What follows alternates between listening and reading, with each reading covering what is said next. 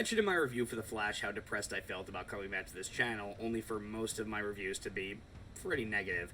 Between the abysmal Fast X, the mind-numbing Rise of the Beasts, and the pulse-pounding Kathleen Kennedy ass-raping that was Dial of Destiny, I'm just sick of having to be constantly negative. So I thought I'd take the time to talk about a few movies from the past year that I actually really enjoyed. So strap in as we go through my top 5 favorite films of 2023 so far.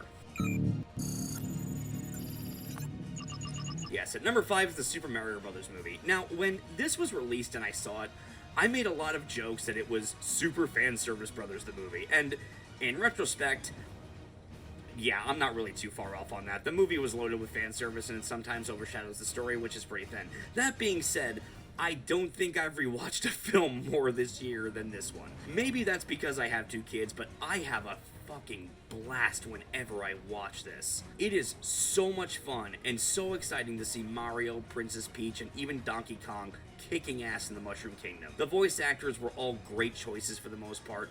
Loved Jack Black as Bowser. I mean, talk about perfect. And in truth, I joke about the fan service, but I love the fan service. It's fun fan service that gives the film that Mario feel. This film was just one big celebration of Super Mario Bros. From the original NES titles, to Super Mario World, to Mario Kart, to Mario Party, to the fucking Mario Bros. Super Show, to Mario's origins as a Donkey Kong antagonist.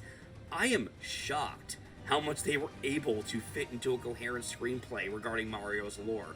And I'm actually really happy it made over $1 billion at the box office. When the intro for the Mario Brothers themselves had the theme for the Super Show playing in the background, I'm not gonna lie, I damn near cried. I was so happy hearing that song again. Now, my only real gripe with the movie was that they made Luigi the one to get kidnapped, and they made him a bit of a bitch until the very end of the movie.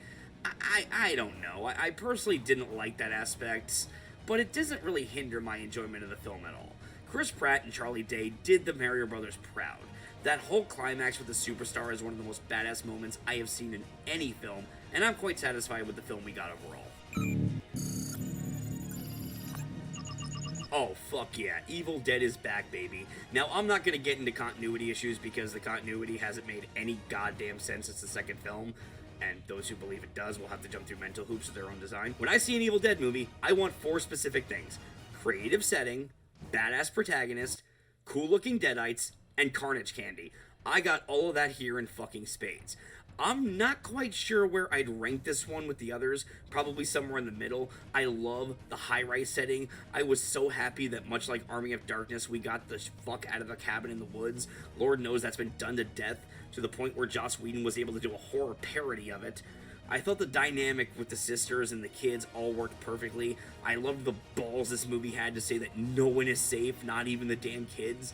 I mean, I wasn't expecting that, not even from this series. When you got kids becoming deadites, you know this movie is taking no fucking prisoners. The movie is gorgeously shot, perfectly edited, and perfectly acted. Alyssa Sutherland, with her smile alone, was just scary as shit. One of the best horror performances I've seen in a while. That performance alone was just enough to see this movie. That was enough to buy a ticket.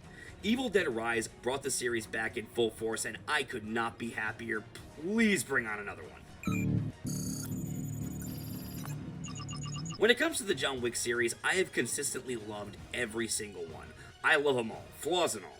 The themes, the pulse-pounding action, the outstanding fight choreography, the way the lore constantly builds with each passing film, it's all outstanding. I will admit, I do think the third one had some pacing issues, but other than that, I really have no problems, and that carries directly over to Chapter 4. I honestly have no issues with the movie. It's a little long, but I never felt the runtime in this one.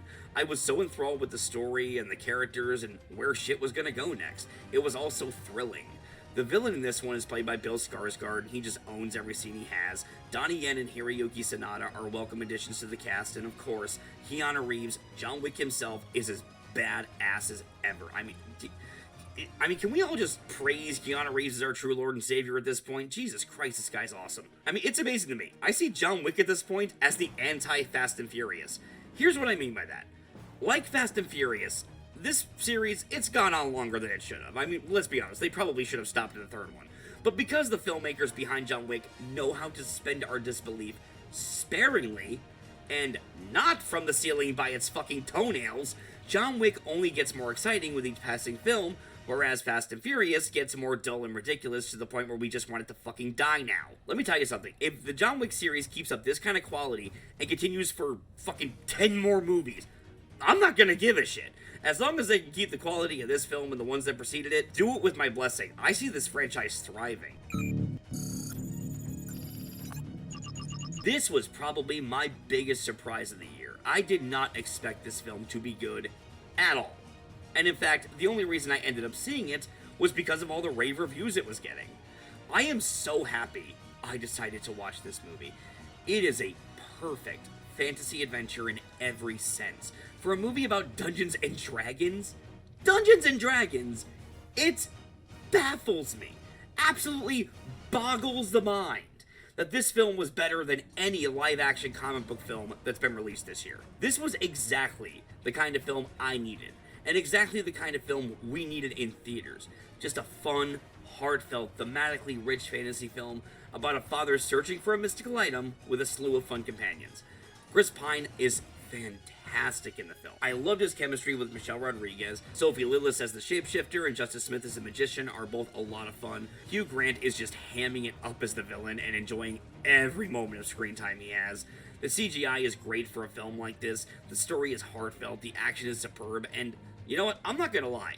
There was a decision made by Chris Pine's character by the end of this movie that, honest to God, made me cry.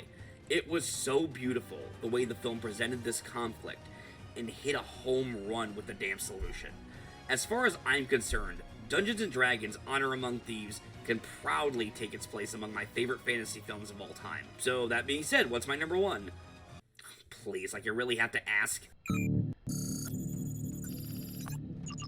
Of course it's Across the Spider-Verse. Did you really expect it to be anything other than that? I mean, guys, it's Across the damn Spider-Verse. It's the fucking Catalina wine mixer. This is a fucking Catalina wine mixer. Now again, as I said in my review, I do like Into the Spider-Verse more than this. But as far as the animation is concerned, this film was a damn masterpiece, and still gave us a great story, great character moments, and elevated the story that Into the Spider-Verse started to the next level. Miles Morales and Gwen Stacy are both great characters that we love to follow, and the supporting characters like Hobie Brown and Peter B. Parker, and even the somewhat antagonistic Miguel Ferreira are all wonderful here. But the visuals are really what make the film pop. I have never seen a more gorgeous looking animated film in my life, and it is astounding to me how well they were able to blend so many different art styles into one film. It's truly a feast for the eyes. I can't gush about it enough. Yes, it does end on a cliffhanger, which I will admit is a tad annoying, and it looks like we'll have to wait a while until we get the next film. I mean, they said it'd be out next year, but even the animators are saying that that's not possible, so who the hell knows now. But screw it. If you need to take another 5 years to make a film of this quality, take those 5 years with my blessing. I can wait. I'll be patient. If Beyond the Spider-Verse is even half as good as its predecessors, the Spider-Verse films will go down in history as one of the greatest trilogies ever conceived. So there you have it. Those are my favorite films of the year thus far. I'm just glad to finally put some positivity back into the channel. Thank you all for indulging me. Please let me know your 5 favorites of the year in the comments, and please subscribe if you'd like to see more.